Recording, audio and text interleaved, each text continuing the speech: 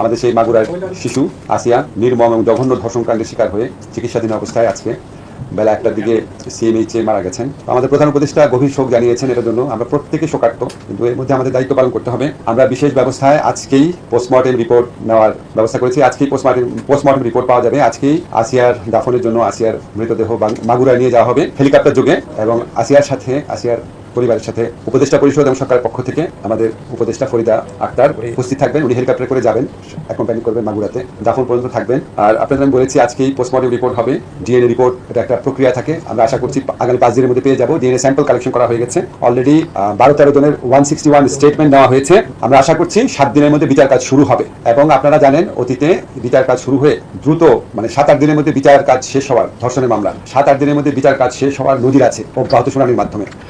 7 দিনের মধ্যে ইনশাআল্লাহ যদি আমরা বিচার কাজ শুরু করতে পারি, আমাদের বিচারক ওনারা সর্বোচ্চ দ্রুততার সাথে